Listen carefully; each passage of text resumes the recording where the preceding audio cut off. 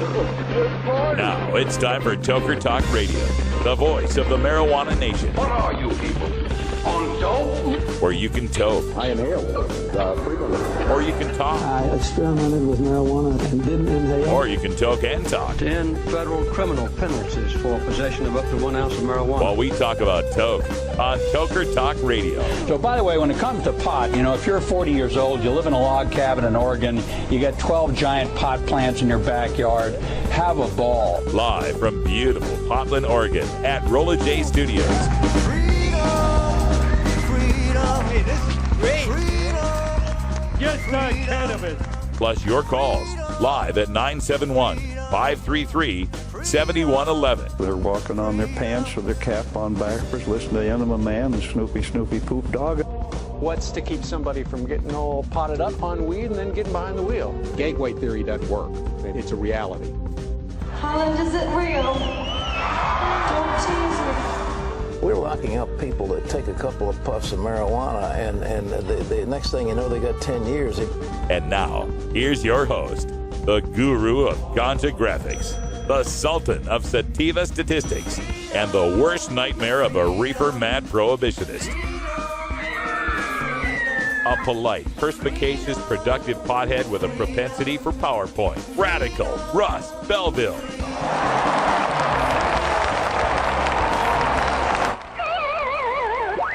Well, how appropriate. I was just forwarded an article that David Malmo Levine has written in Cannabis Culture, debunking my debunk of pot myths that need to be debunked. It's kind of a meta debunk. A debunk of a debunk of a debunk. So I was looking at that. I'll take a look at that during break and see what I can bring to you. I might agree with some of it, actually. We'll see. But welcome to Toker Talk Radio. I'm Radical Russ. That's Brian the Red. We're just hanging out, having a good time. Hope you're enjoying yourself here with us as well on 420 Radio. And I wanted to go back to that CBS story because there's so much. It's just a gold mine. This scare of stone drivers, man. And, you know, this is going to be dogging us for a while, folks, as far as we move into legalization. Everybody's going to be freaking out about this situation. The story really talks about state troopers being in this 9-day course to become drug recognition experts. And part of the training is how to do tests, sobriety tests that are going to affect, people on marijuana. Sergeant White says he encounters high drivers at all times of day. Quote, there tends to be people that get up in the morning and part of their routine is they smoke marijuana. That's something they do prior to work, end quote. Asked what he's looking for, White said, quote, a thing I like to look for is varying speeds. People speeding up, slowing down, kind of really just driving erratically in general. Driving is a divided attention task, so marijuana kind of stops that effectively. You can't do it as well, end quote. Well, all right. Number one, here's another aspect of this that I really didn't get into in the rant, and that is, I'm a person who wants safe roads. I don't want wackaloons driving down the roads and endangering people. It's part of why I support marijuana legalization is because I know so many people all across the country who are marijuana smokers who drive and drive safely, haven't been in wrecks. And drive courteously, even better than that. Not just safely, but courteously. And everyone freaks out about this. And I'm just going to have to start telling the truth about this. Because it's, like I said, it's not politically correct for me to say so. But everywhere I travel in the United States of America, I have been in a car with someone who's not only smoked weed and then driven the car, but is smoking weed and driving the car. I know, it's not politically correct to say so. Oh my God, how could you encourage smoking and driving? I don't. I discourage impaired driving. And these people that I'm talking about are in no realistic way impaired by their use of cannabis while they're driving. Sorry, they're not wrecking. They're not scaring me with their driving antics. Everything seems to be fine when I ride with them. Now, the people that are against this kind of stuff will freak out and they'll, reduces your reaction times and you're not able to react to accidents in such a, blah, blah, blah, blah, blah, right? Yeah. Now, perhaps this is true. Perhaps if I'm completely sober and a little girl runs out in the road right in front of me while I'm driving and I'm completely sober, perhaps my reaction time to that is 3.2 seconds or something. I don't know. I'm making numbers up, but just for the sake of the Socratic argument here, let's just work with something, okay? So let's say that, I'm driving and the little girl runs out and my reaction time is 3.2 seconds. But if I've smoked a joint, my reaction time is 3.4 seconds. Now, did the extra 0.2 of a second make a difference in saving that girl's life? You could perhaps argue yes. You could perhaps say, Russ, had you had that extra 0.2 seconds, had you been able to react in 3.2 seconds instead of 3.4 seconds, that little girl might be alive today. And there's only one problem if you take that as your line of argument. There's only one problem. And that's grandma. That's all the people that we allow to have driver's licenses that are allowed at perfectly sober levels, mind you, whose reaction times are far worse than mine. Now you have to explain to me why I need to be punished from going down from a 3.2 reaction time to a 3.4 reaction time when grandma over there on her best day sober has a 6-second reaction time or whatever it might be. And again, I'm not saying these are real numbers or what reaction times are or whatever. The idea is to present this kind of hypothesis, this theory here, and it's been one I've talked about a lot. And it's this idea of relative driving risk versus absolute driving risk. And in the way that we perceive of driving risk in this country and the way we choose to punish people based on these perceptions, because folks, it has very little to do with impairment, has a whole lot to do with irresponsibility. When we come back, I'll delve into that a little deeper. We'll talk a little bit about this idea of relative driving impairment and why you really don't need to be that scared of marijuana and driving. Toker Talk Radio. We'll be right back.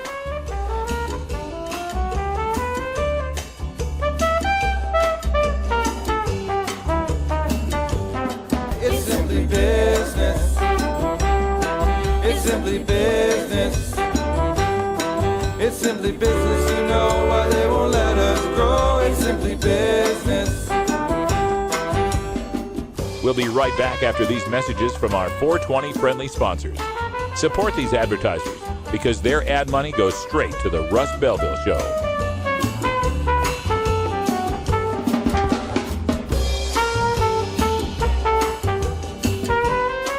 You're tuned into the Russ Belville Show, the voice of the marijuana nation. It's simply business. It's simply business. It's simply business, you know why they won't let us grow. It's simply business. It's simply business, you know why they won't let us grow. It's simply business. When you are starting up a medical cannabis business, you don't just want any attorney. You want a fired-up lawyer who understands the needs of cannabis consumers. The law office of Lauren Vasquez is your fired-up lawyer for the cannabis industry. Lauren Vasquez knows the details of California marijuana law from both a personal and professional angle. Lauren Vasquez rose from the ranks of college normal activist to become one of the Bay Area's best marijuana lawyers. Visit her website, fireduplawyer.com, or call 1-855-MMJ-LAWS for more information. That's 855-665-5297 for Lauren Vasquez, your fired-up lawyer, or email fireduplawyer@gmail.com. The number again is 855-MMJ-LAWS, 855-665-5297 for your fired-up lawyer, Lauren Vasquez. Lauren Vasquez is an activist attorney you can trust. Call today. 420 Radio, your ticket to the High Times Cannabis Cups. Hey, Tokers and Tokettes, Radical Russ here to introduce you to my friend Matt and all the staff at Lush LED Lighting. Growing plants indoors can be a rewarding hobby, but electricity bills can go through the roof. Then you have to cool down all those big hot lights. It can drive a grower insane. With Lush LED lighting, you can solve many of these issues and double your rewards. If you thought LEDs were meet the tech of today, Matt and his scientists have developed the perfect light for flowering plants with far less cost and heat. And the results? Let's just say I appear at a lot of events with the masters of indoor horticulture, and the harvests I saw from Lush LED lighting were big, tight, sticky, and very effective. Check out LushLEDlighting.com right now and tell them Radical Russ sent you. Double your rewards and lower your expenses with Lush LED lighting.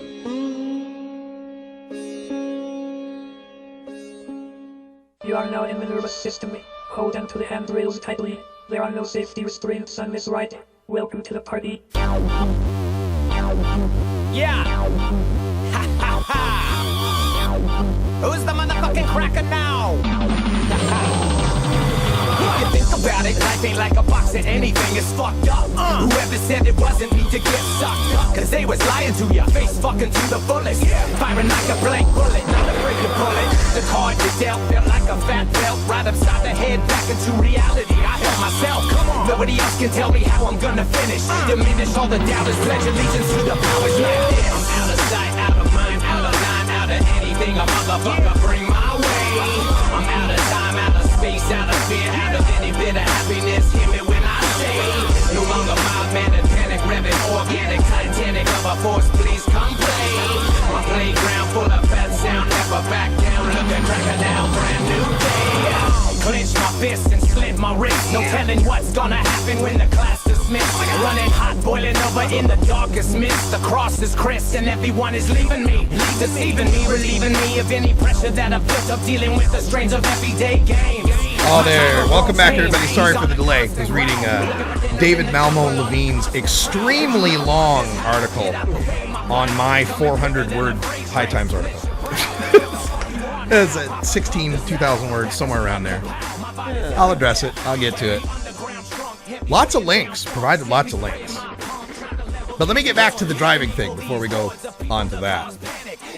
I got to say, though, I appreciate it. I really do. Russ is one that can take constructive criticism. I get tired of the people that, you know, because I'll come out and say some bold shit. Like the idea that cannabis cures cancer. Bullshit. Bullshit, cannabis cures cancer. Bullshit. Call me. Phone number's right up there. Right there. You can call me. Cannabis cures cancer. Look, cannabis cures cancer. Cure is a big word. Cure means anybody that ever has cancer of any type at any stage can take cannabis and they will not die of cancer. And sorry, I got too many friends who used lots of cannabis oil who died of cancer. Okay? I'm not saying it won't come someday, that we won't have better treatments, that 90% or 98% or however many will be helped. Anyway, let me get to that later. Yeah. I don't get off track with this driving thing. Because before we went to break, I was talking about, you know, this relative versus absolute driving. And this is what I think our laws are starting to reflect, at least with respect to marijuana. See, the problem with the treat it like alcohol with marijuana and alcohol is the fact that with alcohol, there is science and there is a direct relationship between how much you drink, how big you are, and how bad you drive. There's no doubt about it. And we can set an objective level of ability to drive at which over the number 0.08, most people are going to be over this objective ability to drive level that we have established. You know, got to keep your speed and be able to react to things and not swerve and all of that kind of stuff, right? I only ask for the same level of concern with respect to cannabis. If you can find a number where over 50% of the people who use cannabis are going to exhibit the same level of inebriation and impairment that someone over 0.08 alcohol exhibits, I will support that number. Problem is, we don't and can't find it. It doesn't exist. There's no special magic number because of the different way that cannabis works on our systems than alcohol works. And politically, it's something that people want. It so easily fits into our mantras of breathalyzer and our the culture we've set up around this. But it just won't work. Marijuana ain't alcohol. And that's why we're having so much trouble right now with this whole issue. People want a magic number. Cops want a magic number specifically. They want their jobs to be easy. But you can't come up with a magic number. We show many times the footage of that all-day Addie from Washington State, who's 11 times the legal limit before she's borderline. I'd still love to meet her. Yeah, that's like a if anybody knows her, have her call. Yeah, really. That's like a 0.88 alcohol. You'd be dead. I did the presentation in Minnesota. It was great. I showed the presentation because I don't think a lot of them had seen this Washington State, is a Washington TV thing, right? So I showed all-day Addie. When she shows up, she's at 3 times the limit. I said, okay, so imagine that she's walking into this test with cops watching her drive, and she's at a 0.24 alcohol. And one guy in the audience is like, she wouldn't be able to open the door. And I'm like, yeah. Okay, so she drives around. We do the next one where she's like at 7 times the limit, right? 7 times the limit, and that's where she comes a little close to the stop sign. But otherwise, the guy said, I wouldn't pull over. She was driving fine. 7 times the limit. So I turned to the audience and I said, imagine a driver at 0.56. Imagine a driver at 0.56 having to do this test. And the guy in the audience said, well, she'd probably be dead. I said, yeah, 0.56, she'd probably be dead. And then when it got to the 11 times the limit and she's still driving around somewhat borderline, I said 0.88, and they're like, yeah, she'd definitely be dead. So all I'm asking here is, hey, we want safe roads too. Our complaint is that this is not what's going to get us safe roads. And it leads me to the point that coming up with this actually makes our roads more dangerous by giving us a false sense of security, a false illusion, if you will, that we're doing something to keep the roads safe. We want real patrol, real safety. And indeed, if you see a guy swerving all over the road, cutting people off, speeding, acting belligerent or the fool, by all means, pull him over, give him the test, make him look at the flashlight, follow the finger, book him, and take him to jail. I'm all for that. But if this is going to be a bunch of, all right, let's patrol and see, okay, who's slowing down and who's speeding up? Who's slowing down and speeding up? Well, I see 2 cars that are slowing down and speeding up. One's got the old lady in it. The other one's got the long hair in it. Which one are we going to pull over? That's what's going to happen here. Oh, is it the guy with the NRA sticker on his car, or is it the guy with the ACLU sticker on his car? Because both of them are speeding up or slowing down. I mean, the 9 days of training that they're used to specifically spot drivers under the influence of marijuana are the kind of erratic driving things, speeding up, slowing down, weaving a little, not tracking the lane very well, are the kind of things that happen all day because of cheeseburgers or whatever else. Well, or if you're just looking for a place, you're in an unfamiliar neighborhood. You don't know where you're at. You could be speeding up, slowing down. Oh, is that the street? Nope, keep speeding up. People drive strange for all sorts of reasons. It's when that they're endangering other people that they should be pulled over. Right. They shouldn't have special class to help point out people who are obviously not harming people. Yeah, if they're speeding up and slowing down, is that causing traffic risk? No? Then what's the problem? That's where I've got the issue with these guys, and their thought that they're going to pick it off that way just seems ridiculous to me. And again, to get back to the point I was making when we started this, I've been in cars with plenty of people who are actively smoking pot and driving, and they are no more risk than, like I said, the old person or the slightly upset person or the tired person or many of the people that we understand are out there on the roads right now. If marijuana were really the big risk to driving safety that everybody is trying to make it out to be, we would have seen big variances in driving statistics throughout the rise of pot use in the 70s and the decline in the 90s and the rise again in the 2000s, and we're just not seeing it. There's still a lot of data to be collected. We'll see how this breaks down in both Washington and Colorado, but what I've seen preliminarily is a lot of scare about, there's dead drivers who have pot in their system, which, yeah, because more people are going to have pot in their system, not because pot in their system made them die. I'm sure there's more married gay male drivers in wrecks too, because now gay marriage is legal. Doesn't mean being gay and driving is what got you killed. but it can make you fabulous. All right, it's 4:20. Time to take a break. I think some dabs are in order. Maybe some dabs are in order. Stick around. We'll be right back.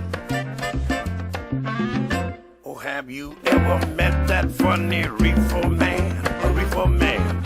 Have you ever met that funny reefer man? A reefer man. If he said he swam to China, he would sell you South Carolina. Then you know you're talking to that reefer man. I'm Radical Russ Belville, and I want to thank you for listening to 420 Radio. We couldn't survive without you and our sponsors, and I'd like you to check out one of our prime sponsors, the National Cannabis Coalition. I've been working with NCC since June of 2012, and I'm proud to be part of the team they have assembled. National Cannabis Coalition is building the partnerships with reformers, lawmakers, and industry we need to be successful. Visit the National Cannabis Coalition website at nationalcannabiscoalition.com or the easier-to-remember ncc420.com. That's where you'll get the exclusive first look at my radical rants, as well as informative articles from the nation's top cannabis pundits. Visit ncc420.com today, and if you have your phone handy, text Russ to 420-420 to support NCC and 420 Radio. It's a free text message that helps us help you end adult marijuana prohibition. Learn more at ncc420.com, and thanks for supporting independent marijuana legalization public radio. I'm Sub Cool from Team Green Avenger. At TGAgenetics.com, we are working on the leading edge of medical strains. Our strains are rigorously tested for THC, CBD, THCV, and other critical cannabinoids. Know your grow. Check out our genetic diversity at TGAgenetics.com, the home of Jelly Bean, Jack the Ripper, Vortex, and other award-winning cannabis strains. The Russ Belville Show with Radical Russ Belville from Portland, Oregon. Live weekdays, 3 p.m. Pacific, 6 p.m. Eastern, 11 p.m. GMT. With replays at 6 a.m. and 9 a.m., 6 p.m. and 9 p.m. Pacific Time, right here on 420radio.org.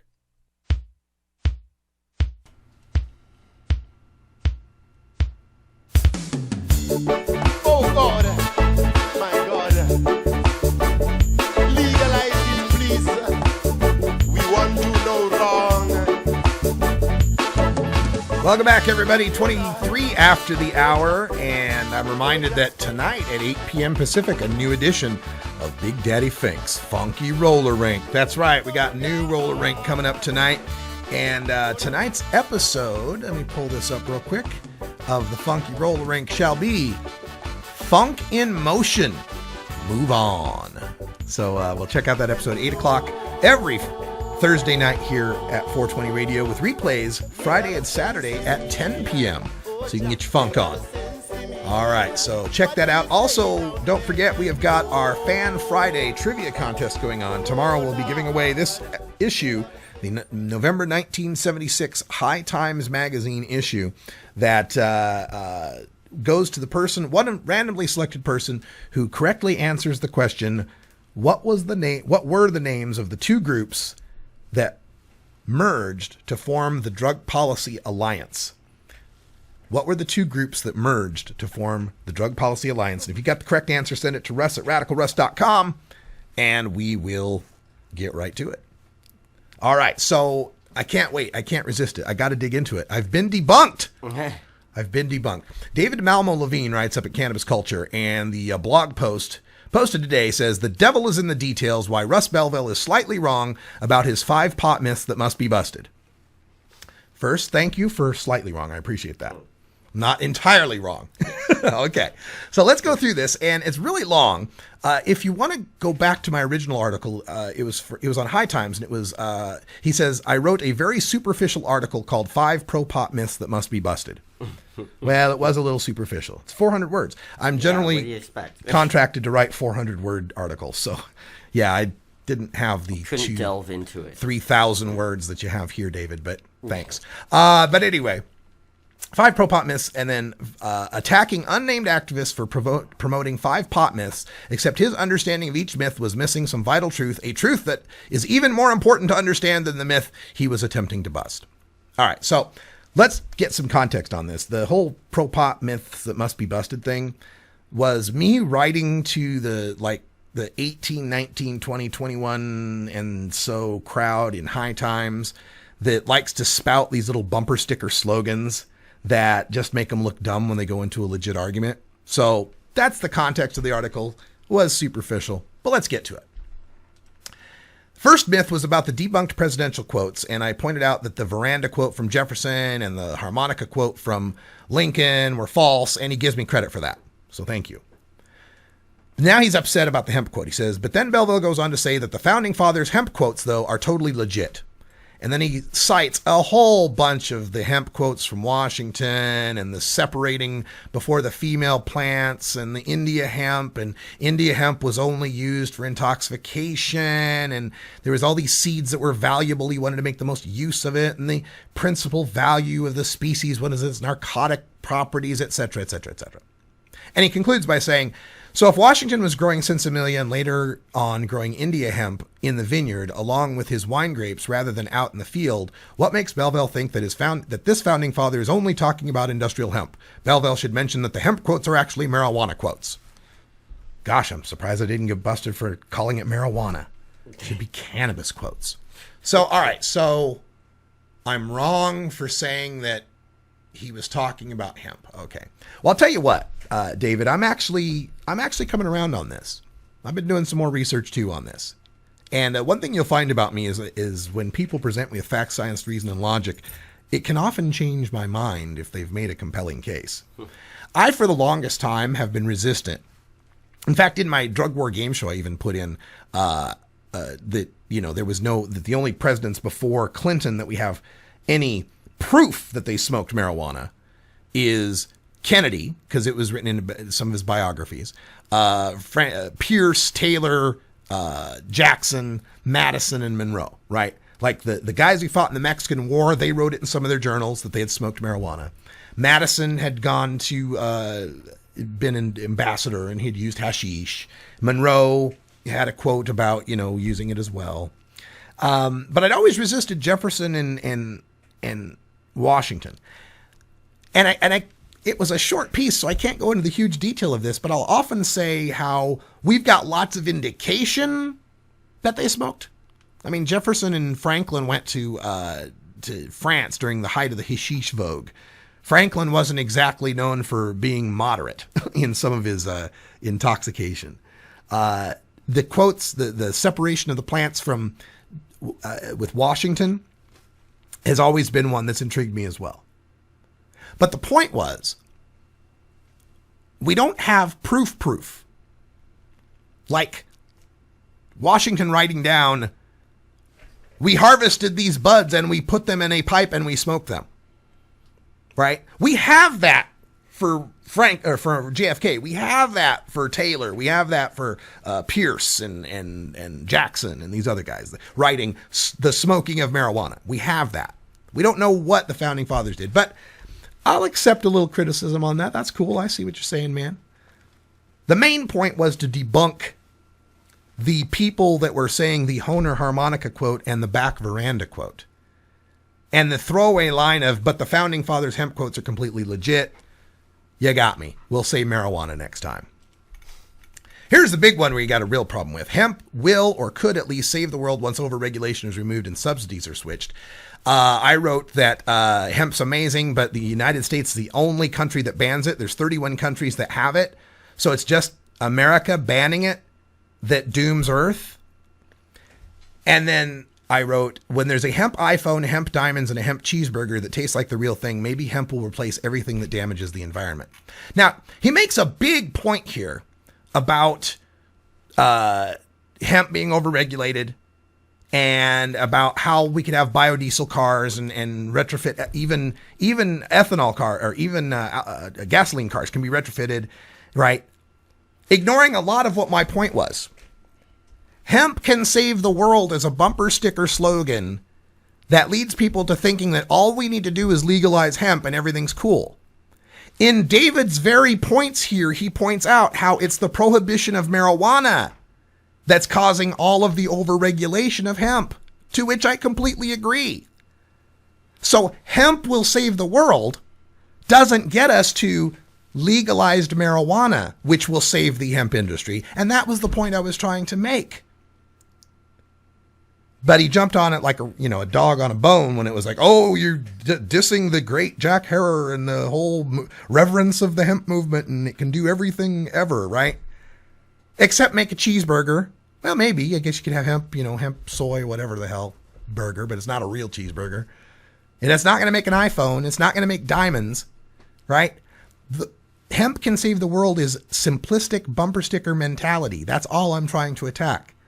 Not saying that there's problems with the way we regulate hemp, or that the United States doesn't have an oversized influence in how the development of hemp or the subsidies that go to corn. Those again, big, huge issues. 400-word article. Couldn't get into all of that. So I appreciate bringing all this up, David. Thank you for doing so. This is great stuff. But again, I made a point. Who's going to buy new cars for everyone? A gas to ethanol conversion kit averaging around $500 is affordable to all who wish to save at least $500 in fuel costs over 1 year. Sure.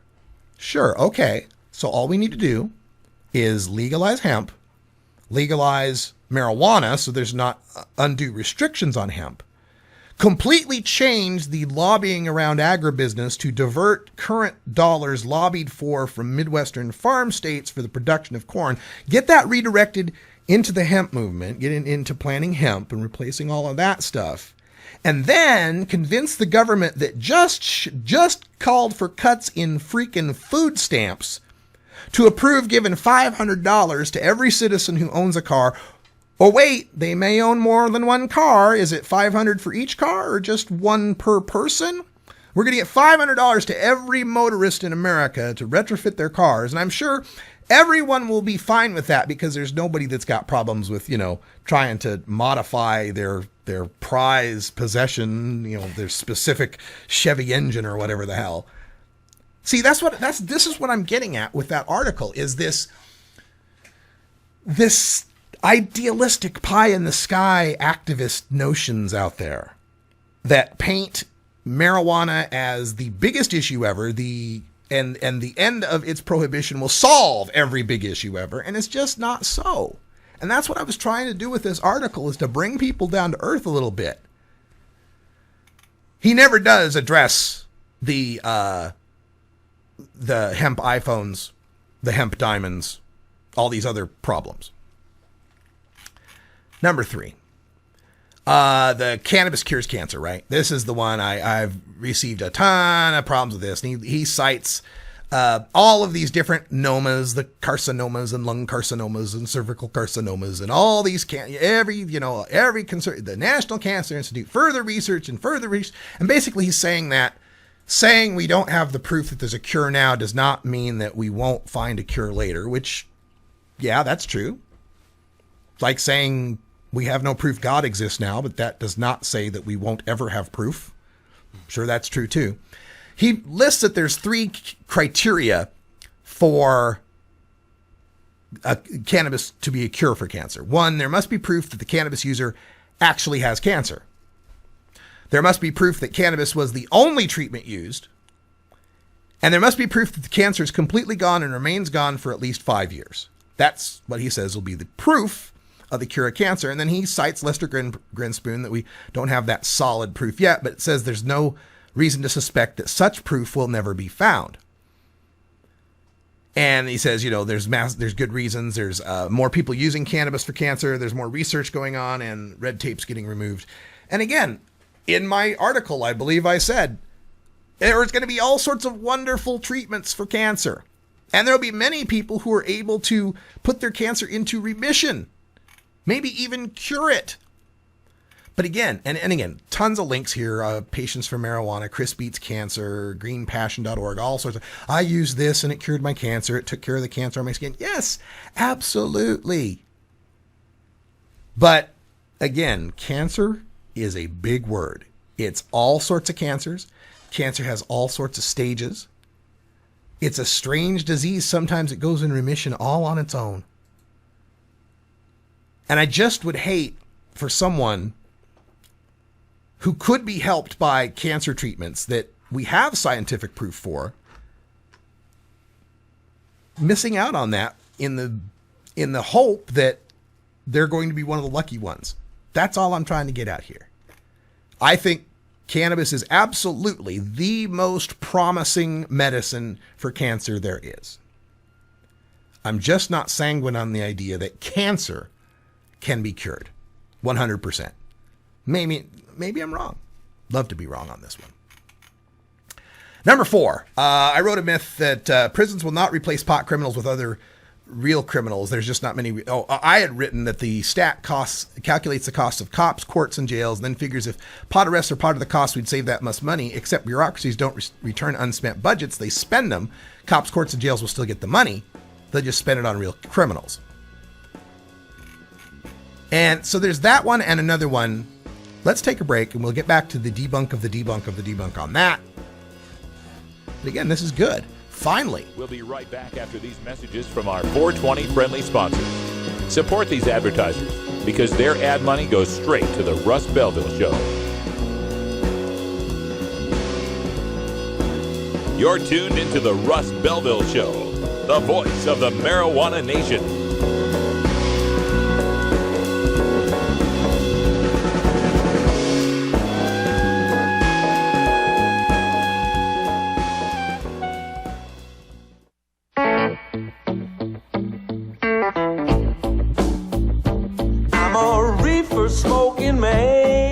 Wood Pipe Smoke Shop and Speakeasy is your source for cannabis community gear in southern Wisconsin.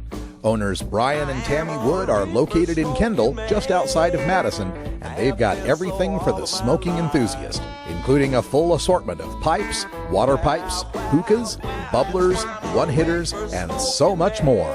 They're open noon to 8 p.m. Monday through Saturday and can help you with your detoxification therapies as well. Call 608-466-7473 or email woodpipes@yahoo.com for more information. That's 608-466-7473 or email woodpipes@yahoo.com. And as always, go pack go.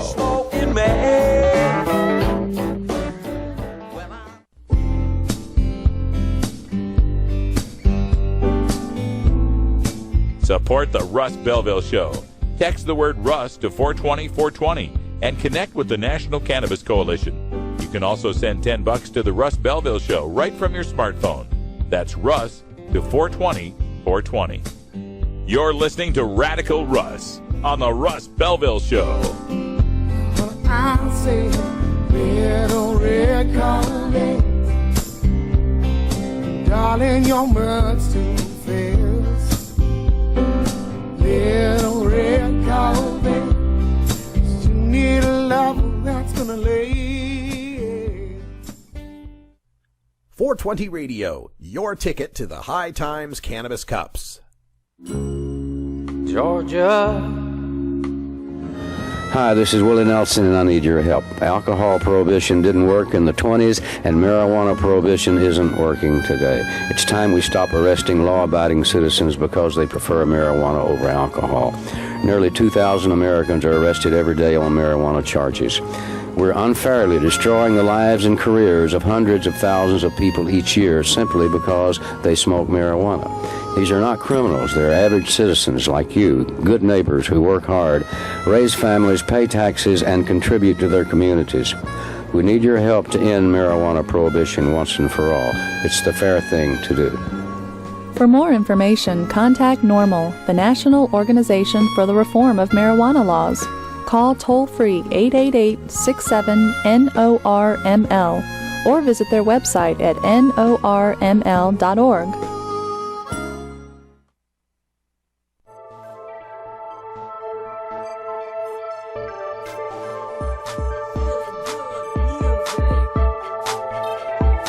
All right, 39 after the hour, and Brian's just dabbed, so things are good.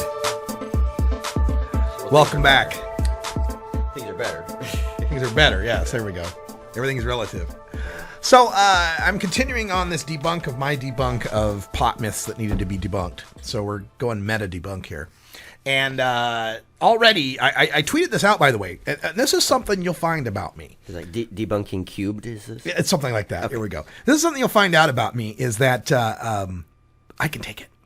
I actually tweeted out the link to this guy's article. Yeah. In fact, my tweet says, finally, somebody debunks me with links and reasoning. I'll respond soon, David, but thanks for the watchdogging. Like, I appreciate awesome. this. You know, what I hate is when I get the ad hominem, when I get the, you fucking asshole, you suck. Yeah. You know, it's like well, thanks. That's not really advancing the discussion much, but thanks. Yeah, when you get the second grade reply, you know that it's not going to go anywhere. But I got a great tweet back from John Walker, who we interviewed from Firedog Lake just a couple of days ago. Mm-hmm. Responding to the hemp point, right? Because Malmo Levine's coming at me saying, well, it's, and I've heard this before. I've heard it from Chris Conrad, too. Because of the way the U.S. has strong-armed all these countries and over-regulated it, and we set the international treaty that means THC in the test pledge has to be below 0.3% and blah, blah, blah, blah, blah, blah, blah. Over-regulated. It's over-regulated. Once we and some of that, by the way, is that creeping libertarianism that we get a lot in the marijuana movement about let's not have any regulations, right? Okay, so I love John's tweet because it says, it would be hard to say China is over-regulating their hemp. They have by far the biggest crop, but still only a modest one. That's right. It's not like China is the land of over-regulation, right?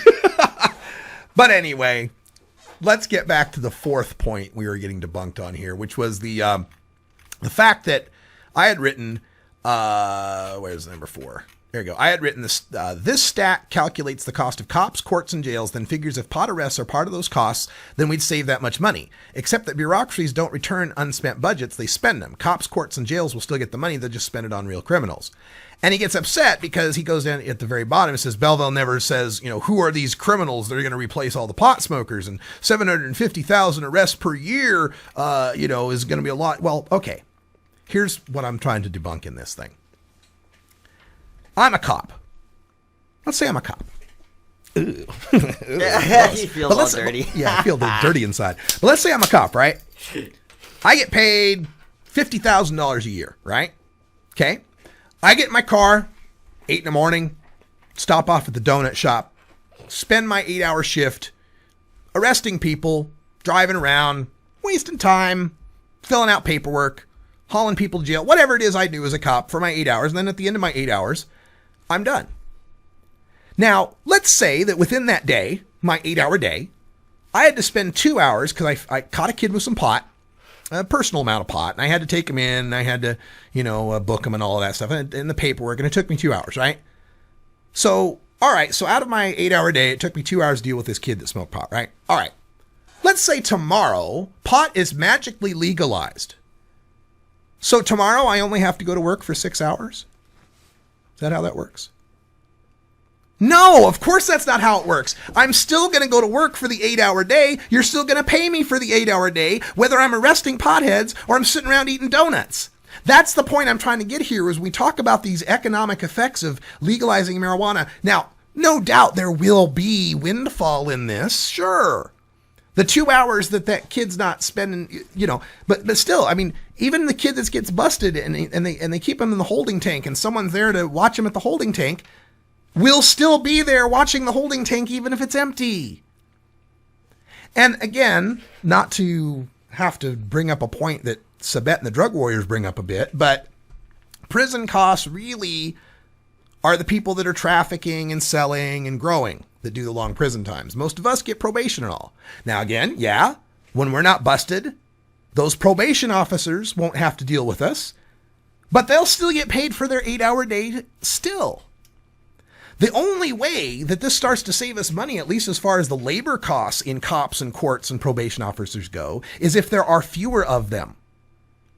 Legalizing marijuana doesn't automatically get rid of the cops. That's the point I'm trying to make here.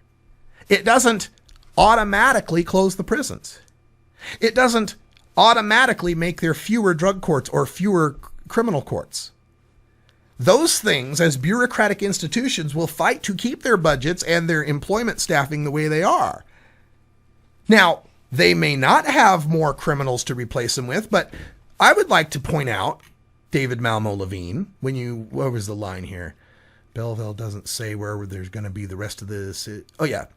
750,000 is a lot of prisoners in prisons and jails. Who does Belleville think will be selected to replace all these prisoners? There are currently no likely candidates that could possibly supply high enough numbers. Sure there are. Sure there are. Do you know what the clearance rate on robbery, rape, murder is in this country? I know with property crimes, it's in the 25% ranges, and in personal crimes, it's like 40 to 50% ranges. There's a whole bunch of criminals out there that we could be spending more time on and arresting and busting. Anyway, let's get to the last one.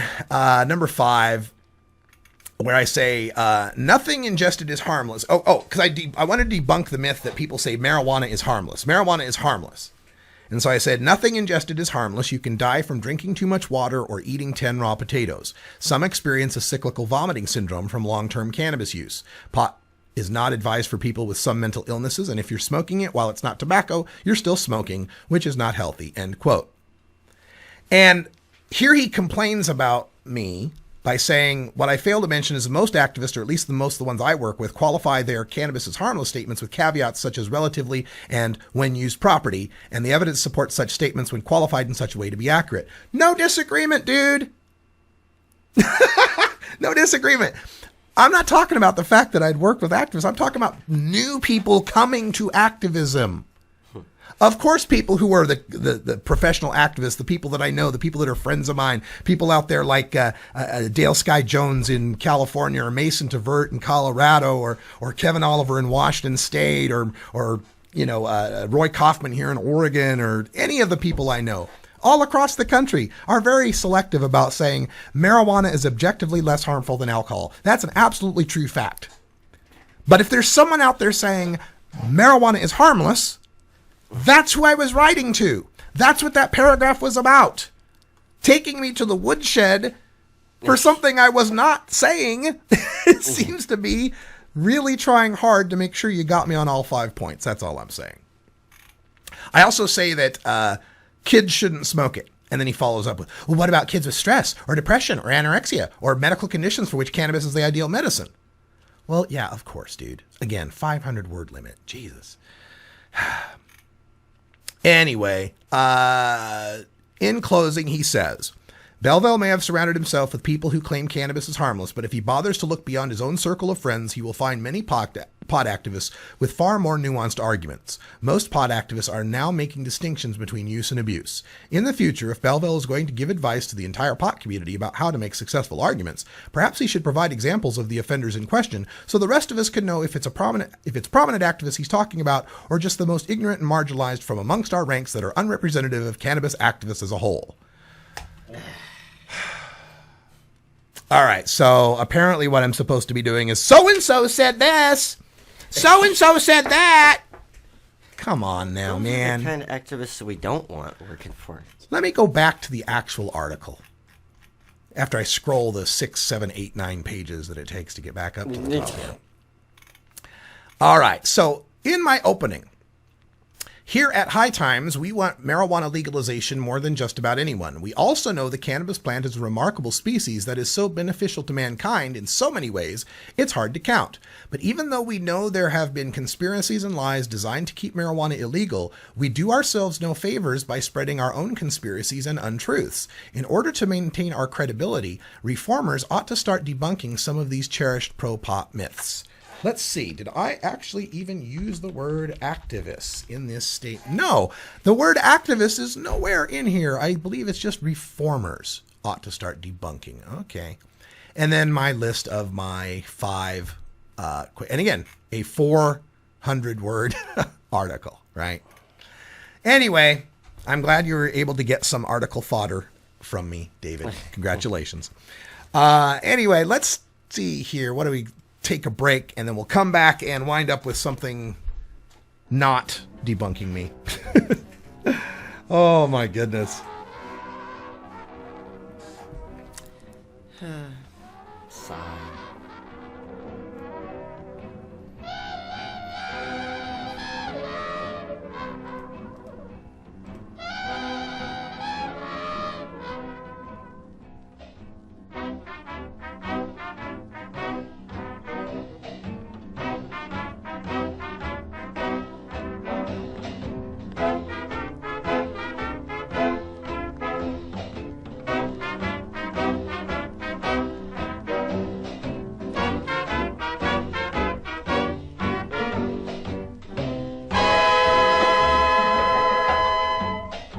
The Russ Belville Show is blogging and podcasting daily at radicalruss.com.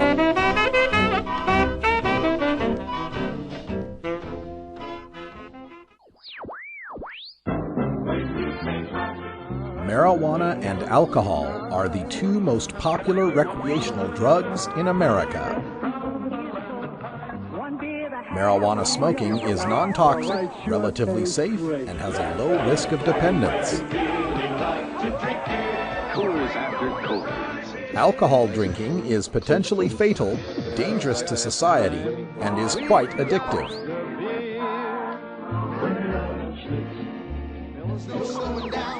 Marijuana is safer, so why are we driving people to drink? That's the question of the new book, Marijuana is Safer, So Why Are We Driving People to Drink? By Paul Armentano, Mason Tvert, and Steve Fox.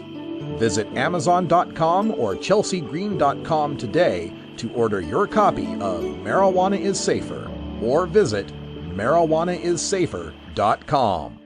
Weed Nerd, starring Subcool, from the Emerald Triangle, Northern California. Tuesdays at 5 p.m. Pacific on 420radio.org. Ever wonder how often to change your bong water? The most effective method for baking pot brownies? The best destinations for a ganja getaway? How to hide herb in your car? Whether to grow your own? How precisely to legalize it? Or how something as wonderful as marijuana ever got to be illegal in the first place? Finally, you can find all these answers and much more in the official High Times Pot Smoker's Handbook, featuring 420 things to do when you're stoned. Since 1974, High Times magazine has covered marijuana in all its aspects and wonders, from cultivation to legalization to the herb's enduring and exalted place in popular culture. Packed with inside information, the official High Times Pot Smoker's Handbook rolls all of this collected wisdom together into a single indispensable ganja guide, including an entertaining look at marijuana's history, profiles of herb-friendly travel destinations and festivals, favorite potluck recipes from the High Times staff, smoking skills, advocacy and activism, essential marijuana movies and songs, profiles of famous cannabis strains, comprehensive growing information, celebrity endorsements, and much more. This is truly, finally, the ultimate guide to green living.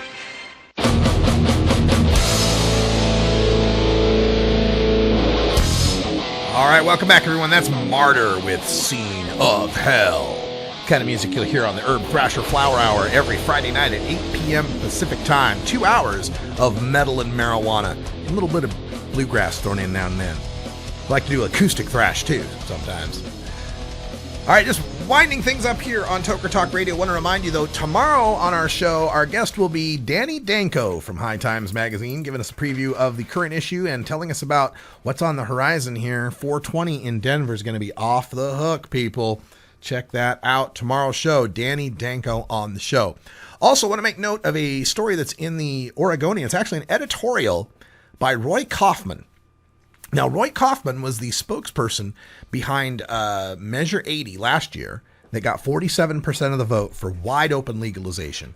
He's written an editorial about this Senate Bill 1531. This is the one where originally it said localities, cities and towns can regulate medical marijuana dispensaries, but they can't ban them. And then it went to the House, and the House said, no, we want cities and towns to be able to ban them. And now the compromise is, all right, we'll let cities and towns ban them, but only until May of 2015. It's a moratorium, basically. So Roy has written this great guest opinion, and a couple of lines on this that are great. He points out that the first line of the Oregon Medical Marijuana Act is, patients and doctors have found marijuana to be an effective treatment for suffering caused by debilitating medical conditions, and therefore, marijuana should be treated like other medicines. Like other medicines. That was 14 years ago. Now, he also points out in here that, to put it in context, it's hard to imagine Marion County getting the state's blessing to ban Walgreens from operating their pharmaceutical dispensaries within county lines, or Josephine County banning acupuncturists from practicing within their jurisdiction because it was not a form of medicine the county commission understood or supported. If SB 1531, as amended, would, if passed and signed by the governor, allow cities and counties the power to deny law-abiding Oregon medical marijuana patients safe, regulated, accessible, and convenient access to their legal medicine.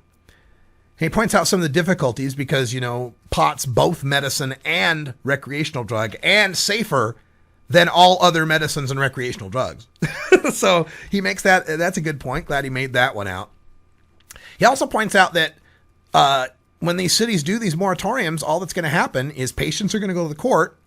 Courts are likely going to side with the patients, and the legislature will just have to come back to this issue again. Or you could just table this thing and let the dispensaries exist and move on. But I'm afraid we are definitely going to see this moratorium thing. I think it's going to pass. I think that's what we're going to have. And there's going to be places in the state where you can't go to a legal medical marijuana dispensary. And all those counties are going to see is patients driving to the counties where they can and getting some medicine and then driving back. So you're going to have more traffic. Okay.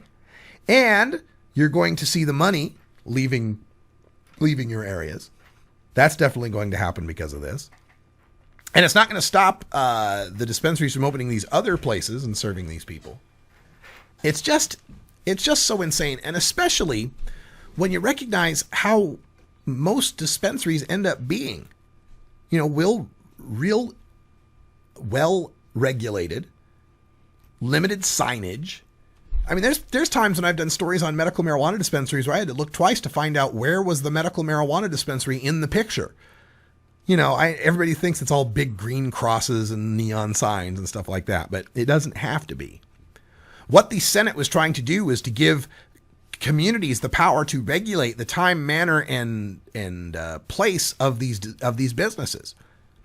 You could have had them regulated in the industrial area with limitations on signage and operating hours and requirements of, keeping the community clean or whatever. Could have done that. But you went right to ban. Let's just ban them. Got to ban them because, pot bad and people who smoke it bad. Bad. It's just bigotry. Lee Berger says it all the time. It's just plain bigotry. That's all it is. Don't like our kind. And as this continues, things are going to get even weirder, folks.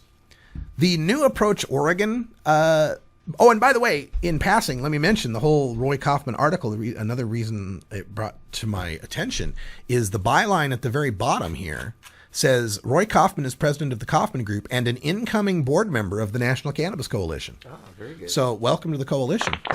Nice to have you here. But we're going to have a situation where the New Approach Oregon language explicitly gives cities the power to ban pot shops. So what happens when a city decides it's going to ban both pot shops and dispensaries, and then the patients sue, and so then they get their dispensary, but the pot shops are still banned? We'd have a situation where we'd be trying to take seriously the idea that there's a building full of pot in our community, but as long as the people smoking it are sick, it's not a danger. And how ridiculous is that? It pretty much sums up the ridiculous idea of separating pot smokers by why they use it. All right, folks, that's all the time we got here today, but stay tuned. Coming up next, we got Jorge Cervantes TV, and I downloaded a whole bunch of new Jorge videos. I don't know if they're new, but they're ones we haven't been showing, so you can check that out. Jorge Cervantes is next. And then we've got these 2 hours of the show replaying at 6 and 7, and at 8 o'clock, a new edition of Big Daddy Fink's Funky Roller Rink. For everyone here at 420radio.org, I'm Radical Russ. That's Brian the Red. Thanks for supporting us. We'll see you in Atlanta in a couple weeks, and until next time, take care of each other, tokers.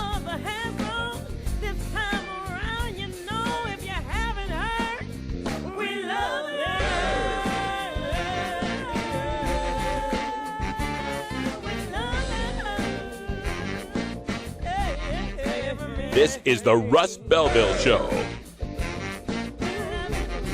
The Russ Belville Show is blogging and podcasting daily at radicalruss.com. You take a seed, you plant it, you grow it, you dry it, you roll it, you smoke it. You take a seed, you plant it, you grow it, you dry it, you roll it, you smoke it. You take a seed, you plant it, you grow it, you dry it, you roll it, you smoke it, and it goes down smooth. The law offices of Omaha